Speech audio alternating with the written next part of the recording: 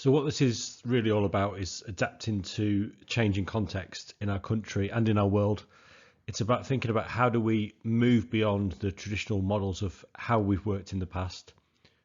It's about expanding our capacity for impact, the ability to reach more young people in new and dynamic ways, and always remembering that we've got to put learning right at the heart of all that we do. Welcome to session 2 on a guide to creating effective learning resources. In this session, we're going to be looking at how to get your structure right in your learning resource in order to help learning stick. Once again, before we start, just want to invite you to get yourself a drink, a big glass of water or a cup of tea. Water's fantastic because it really gets your brain cells firing and helps you engage with the learning. You're going to need your worksheet, so if that's printed out, session 2 next to you with a pen, you'll be ready to go. But above all else, it's about that mindset for learning. So it's about engaging with this material over the next few minutes, eliminating distraction where possible, and preparing yourself so you're ready to learn.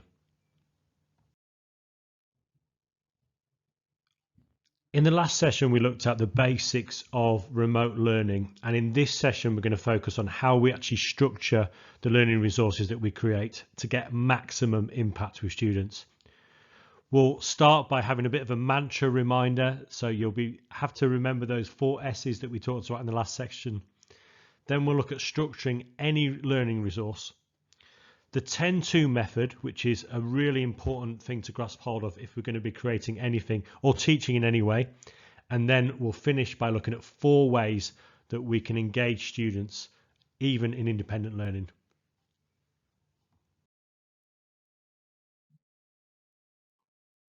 Let's start straight away with a bit of a recall exercise. So on your worksheet, I want you to write down the 4 S words that made up the remote learning mantra from the last session. So get your pen, get your worksheet ready, write down those 4 S words, and then pause the video, resume it after 2 minutes. Here's that mantra reminder. It's about keeping it simple, keeping it structured, keeping it sticky, and keeping it safe. And if we follow these simple rules when it comes to creating any learning resource, it can then be applied in so many different flexible ways. So yes, it's for remote learning, but this also matters when you're delivering material in the classroom or when you're supplying materials to somebody else to deliver themselves. The future may look a little bit hybrid, so there may have to be this combination of online, offline, teacher-led, student-led, you leading, other people leading. So in order to navigate our way through the challenging days ahead, the mantra reminder really helps. Let's start by thinking about how we structure any learning resource, and this applies to all types of learning outputs, from lessons to assemblies. It's actually fairly quite simple and straightforward, but you'll be amazed at how many times we miss a piece of the puzzle and therefore lose something in the overall picture. So here's a little flow to think about. Answer these questions and you'll be able to structure your learning resource. Firstly, what resources do the students need to prepare before they start? There's no point getting halfway through a lesson and then suddenly realised you needed a compass or a protractor. What do they need to know about before they start? What is this lesson about and why does it matter? If we don't answer the why, we probably won't get the engagement from the people that we're trying to help learn. Can we help the students understand how this links with relevant topics or previous learning? Putting it as part of a bigger picture always helps them remember it and recall it in the future. Then we need to think about the core content. So what are the main key points? You're not going to be able to get everything in one session. So what are those key points that you want to get across? And what is the best way to engage students with those key concepts? After you've been through that core content, you've then got to go back to what the main summary of learning is. Remind students what they've learned, remind them why it's important, and then as a call to action, help students know where they can go for further learning, where can they access the next level of support, or is there a feedback loop that needs to be included in this resource? Following that simple flow is how you can structure anything, and always make sure that you're maximizing the impact on learners.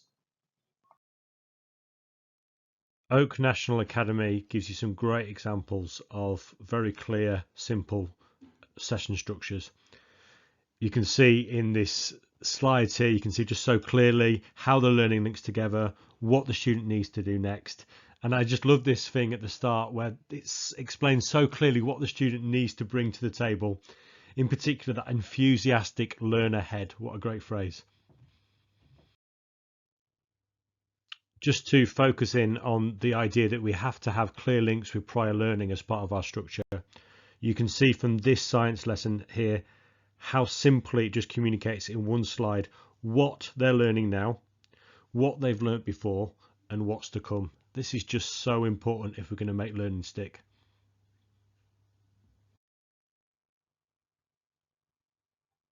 Let's take a step back for a few minutes from digital or online learning resources and think about what makes an outstanding classroom-based lesson. So how would you structure an outstanding classroom-based lesson? I want you to write down 10 things for me that you think make an outstanding classroom-based lesson. Use your worksheet to do so. So it could be something like it's got a really clear learning outcome, it's got short chunks of learning, variety of activities. I don't want to cheat for you, so make sure you write down 10 different things and then come back to the video after 5 minutes. So looking over your list, why don't you spend a moment just comparing it with one that I made earlier? There's no right or wrong answer, but what we've done is just take some time to think about what makes an outstanding classroom lesson. And really the whole point is then to compare that with what elements could we actually include in planning a learning resource for digital, online or remote. And actually the answer to that question is quite a lot. Whatever type of lesson we're planning, we still want to have a clear and simple learning objective. We want to use lots of different learning styles, and so on and so on. Is there anything to do with passionate delivery staff that you consider? Well, yes, because it's about how you produce the audio, how you do your video. We can still use good facts and special knowledge.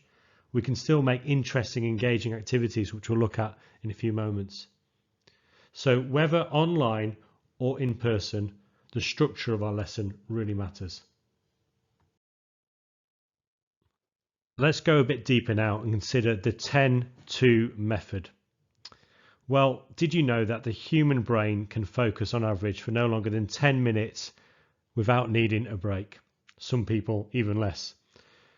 Our brains are designed to need variety, otherwise we don't actually form new pathways and we don't actually learn new skills, behaviours or remember stuff.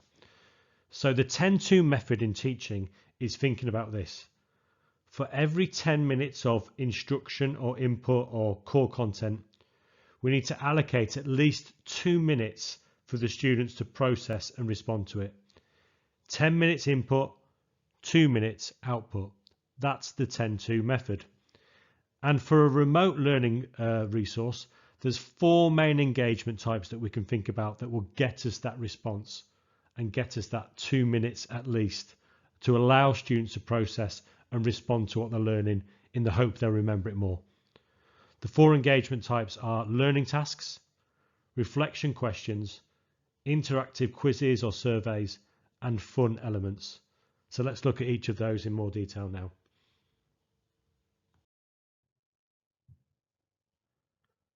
For every 10 minutes of input, there's got to be at least 2 minutes of output. And a learning task is a great way to achieve that.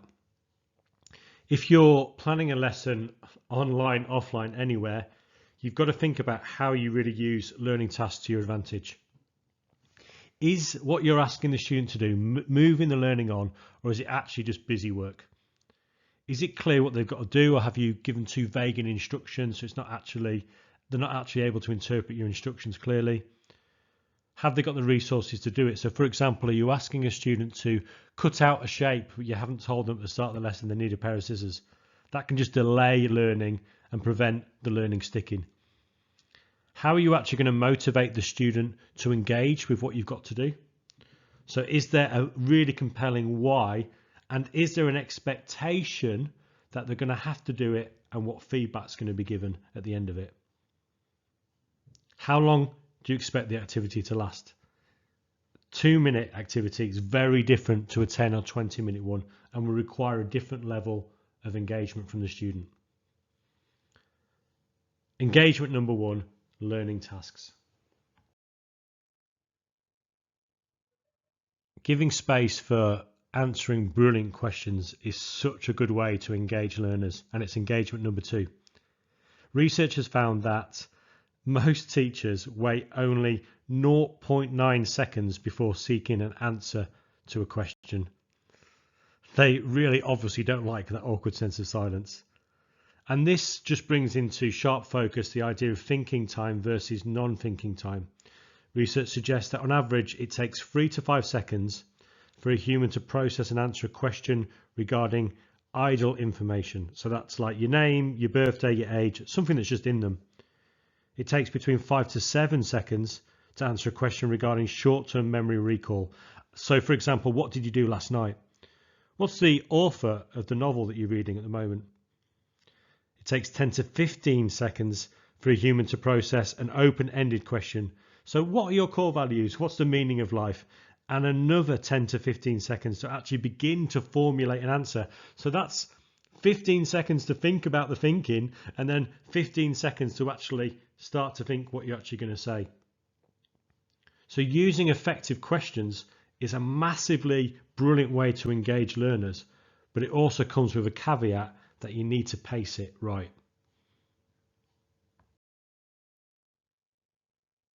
Let's delve for a second into the theory of effective questioning. This is Bloom's taxonomy. So somebody called Bloom came up with this taxonomy. Taxonomy is just the science of naming and categorizing stuff. And they basically came up with an order and hierarchy of great questioning. So at the base level, a question that asks a student to remember is basically the bottom rung of the ladder. So can you actually recall or remember the information that you asked to remember? And you can see some of the reasons or kind of ideas around what they've got to do in those kind of questions. Next, can the student explain an idea or a concept, not just remember it? Moving on from there, can they apply that information to be able to choose or demonstrate or illustrate, interpret that information in a new way? Questions around that are really starting to deepen learning for a student. Once you get to analysing, you're now thinking about not only do you get it, you understand it, you can remember it, but now you're comparing it, contrasting it, looking at it in a different new way. Can you justify and evaluate, actually make an argument for something rather than against something, defend it, support it? This kind of level of questioning, this level of analysis and evaluation is right near the top of the ladder of Bloom's, which ultimately comes back to this idea of creating. So after you've remembered it, you've understood it, you've applied it, you've analysed it, you've evaluated it, can you create something new? Are you able to actually demonstrate and design, develop, formulate, write and invent something new based on the information that you've learned? If you can get to that point, if you can use questions to help you move up the ladder, then you've really deepened student learning.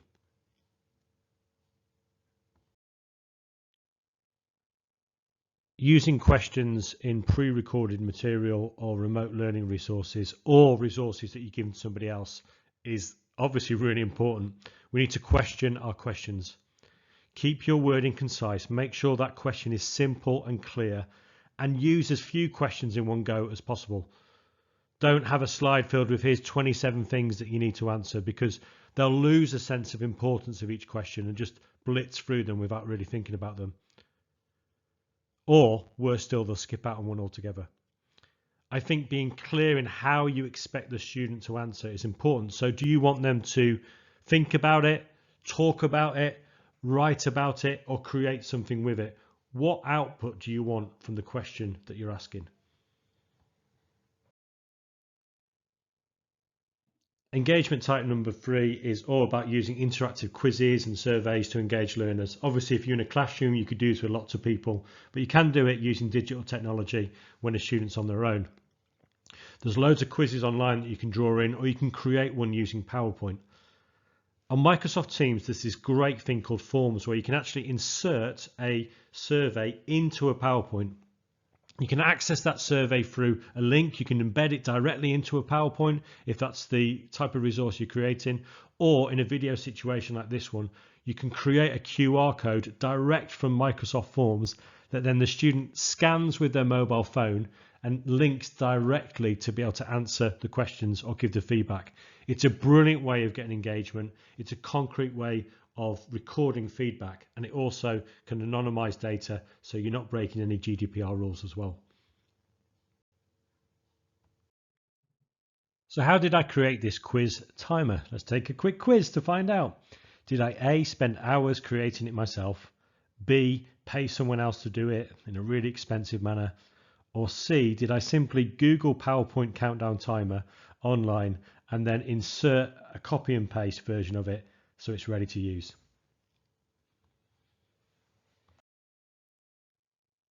Obviously the answer's C. I just inserted it. There's loads of people online who've created all sorts of ways of giving you the kind of scaffolding behind creating PowerPoint quizzes or online quizzes and surveys. So taking a little bit of time to find out what's already out there will save you so much time from starting from scratch. Now the fourth and final engagement type we're going to talk about is using fun. Now it might seem a little bit scandalous to think about using fun, but actually fun can be an incredible way to actually allow the brain to do something different for a few minutes whilst the rest of the learning settles in. And if you use fun right, which we'll learn about now, you can actually use fun to take the learning and deepen it even further. But before we get into that a little bit more, let's just have a little bit of fun together just to do something different. I want you to pause the video now, time yourself for a minute, and in this picture on the left versus the picture in the right, there's 5 differences. So can you spot those 5 differences? It's like going back to the old school, play a game for a minute, pause, and then when you're ready, come on and we'll show you what you missed. I do hope you didn't cheat there, but hopefully you've spotted all 5 and the answers are now appearing on the right hand side of the screen. Thrown in the odd fun element breaks up learning, gives the brain a chance to do something different, and as we'll learn about in the next section, it can really actually engage learners in a whole new way. Fun can actually be quite a serious business. There's a growing theory in education that if we gamify learning, it can really help embed and make it stick. Treating learning a little bit like a game has a great way of motivating students and adults alike.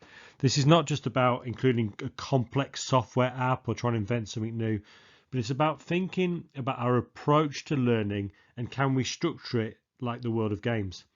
So could you give points for meeting objectives? Answer without evidence, that's 1 point, but a correct answer with evidence, that's worth 2 points, and so on. How can they score it themselves or maybe actually build it up over time? Perhaps you could think about grading backwards. So at the start of the lesson, they start with 100 points and they'll lose points every time they don't complete tasks. Nobody likes to lose. Could you create playful barriers? So don't allow students to move on in their learning till they've solved a puzzle or they've unlocked an activity that takes them to the next level. How can you create a sense of competition against themselves? Set a big target for remembering something or solving something or achieving something. Against a virtual teacher. So could you actually have a high score to beat that's set by somebody that you've invented, an avatar as such? Against other people. Even when it's remote, you can actually think about how we could work across year groups or even peer-to-peer. Make it personalized like gaming makes it personalized. So could we actually include information that helps students really apply it to their own identity in a way that's unique? So answer a quiz to find out what kind of personality you are or what kind of animal are you. Says something about you and it makes you feel really engaged. Gamification means creating a sense of scoring, rewarding, or even collecting things over time. Think about the Scouts principle of collecting badges over a period of time. Could that be applied to your learning? Can you use levels or checkpoints and other methods of progression? Use challenges that have more than one way to be solved and emphasize different approaches to solve things for themselves. Putting independence in the hands of the students lets them set their own goals, then track their own progress. Could this be done in a fun, visual, social, or personal way? Help students assume a different perspective, so maybe they get to act and play somebody else in the learning this time. They could be a judge, a designer, they could be a father, a mother, they could be a child. This element of fantasy role play is a big draw of video games, and it can really help embed certain subjects. Think about how we can incentivize students to explore more. Is it about offering bonuses, Easter eggs, and other ways of achieving their goals? Above all else, it's about creating a sense of motivation for the learner, and using fun, gamifying learning makes all the difference. We've talked about 4 different engagement types there. So I want you to get your worksheet out now and do a little bit of thinking. What do you think are the unique advantages of each of the 4 different engagement types? Think about when it comes to remote learning and how you might put them into practice. We'll see you in 10 minutes. Let's look at a few different examples of these types of engagement. So first of all, a learning task. This one on the screen now is from an RE lesson, and the subject is quite tricky. It's the Holocaust. But this is just a fantastic learning task for students to do. What they've got to basically do is decide who they think takes responsibility for the Holocaust. So is it the Catholic Church? Is it the rest of the world? Is it Hitler? Is it God? I mean, these are quite meaty questions which students are having to engage with in quite an interesting and creative way. The other thing I love about this example is the hot, chilly question. So if God gives humans free will, is he responsible for what they do with it? That's quite a tricky, challenging question, which really drives the learning task home. The same lesson begins with a brilliant example of a reflective question, and the clear call to action for students is not actually to try to answer that question out loud or write it down. They simply got to reflect on it for themselves. And the teacher calls it a silent starter. So they use a quote, which is again quite a reflective, interesting, engaging quote, and the student has to think about what that means to them. Silent starters, a great way to start a lesson. Useful example of an RE starter quiz. And I like the fact that it's called What Do I Already Know? So they start the lesson basically by doing a bit of a kind of multiple choice on what we already know. So it helps kind of guide the learning to what's going to happen next. And you can see there's a direct link then into what the learning objective of the lesson is. The students then get to understand really clearly, just from the quiz and from the follow-up slide, why they're learning it and how it links to their next set of learning. What's interesting here is that the science teacher has included some quite fun graphics and interesting, engaging elements to actually teach you about bacteria and how viruses work. So as they go and interact with the PowerPoint, eventually you sort of see the transition between a natural population of bacteria, and then eventually all that bacteria becomes resistant. But it's done in quite an interesting and just fun way.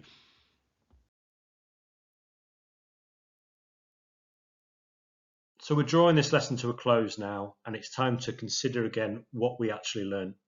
So we've been looking at the whole area of structuring our learning resources and remembering that, that mantra reminder that whatever we're creating, we've got to put learning at the heart of all we do. So we've got to keep it simple, we've got to keep it structured, we've got to keep it sticky, and we've got to keep it safe. And then we learned about just the flow of how we need to include and structure any learning resource. So thinking about the whole concept from the start to the finish of what we need to include to make that lesson effective. The 10-2 method is that reminder that for every 10 minutes of input, you need at least 2 minutes of output. Otherwise, you're working against the way that our brains work.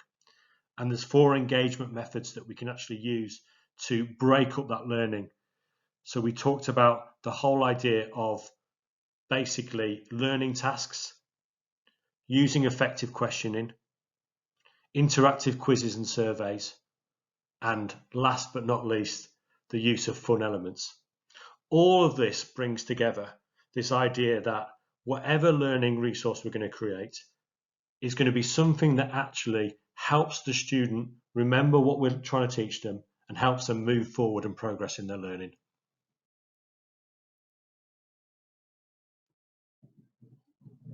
Creating learning resources is a growing area, and obviously the pandemic has caused loads of people to actually think about this in depth and produce resources for people to use. So on a national scale, you want to be looking for people like the Oak National Academy, GCSE Bitesize, Hegarty Maths, GCSE Pod Education on Demand, and Pixel as really good examples of people who are right in the middle of driving this whole thing forward. You can really take your learning further now by having a conversation with somebody else. So talk to another fellow practitioner about what they're using and what's working for them when they're creating resources. Ask a teacher, ask a colleague, ask a fellow staff member what's going on for them. And creating that sense of collaboration really helps share the good news about the great resources that are already out there and how we can develop them in the future. You don't just have to have this discussion in person. There's also ways you can have it online through social media. So Facebook and other social media apps have loads of discussion forums where practitioners are coming together to share hints and tips with each other on a daily basis. And last but not least, the Department for Education, who take this overall responsibility for learning in the country, are constantly looking at ways to improve this and move the dial forward and produce resources that make a difference. Once again, if you want to give us feedback on this lesson, you can get your smartphone out now and scan this QR code.